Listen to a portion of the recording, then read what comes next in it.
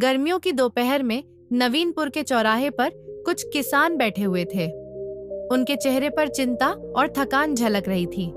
जमींदार दयानंद के गुंडे गांव में घूम रहे थे।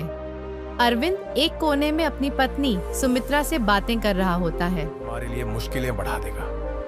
अगर वह हमारी जमीन छीन लेता है तो हम क्या करेंगे? बारिश नहीं हुई और फसल नहीं होगी तो हमारी जमीन बंजर हो जाएगी।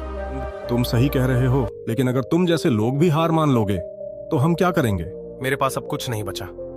तुम्हारी मेहनत और हिम्मत तुम्हारी सबसे बड़ी ताकत है। तुम कभी हार मत मानो। अगले दिन अरविंद थका हुआ शांति बाग के पास बैठा था। तभी एक बूढ़ा व्यक्ति धीरे धीरे उसके पास आता है।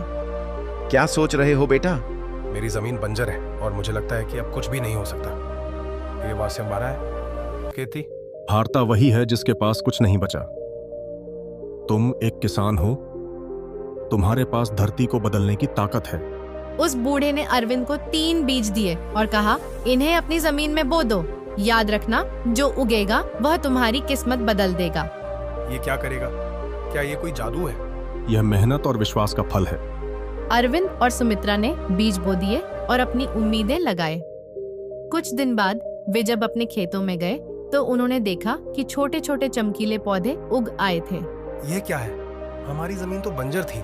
लेकिन तभी गांव के लोग भी आ गए और उन्हें यह सब देखकर आश्चर्य हुआ। अचानक दयानंद के गुंडे आ गए। ये तुमने क्या किया? ये मेरी जमीन है। यह भगवान की देन है। ने पौधे उखाड़ने का आदेश दिया, लेकिन गांव वाले अरविंद के साथ खड़े हो गए। लड़ाई बढ़ने लगी।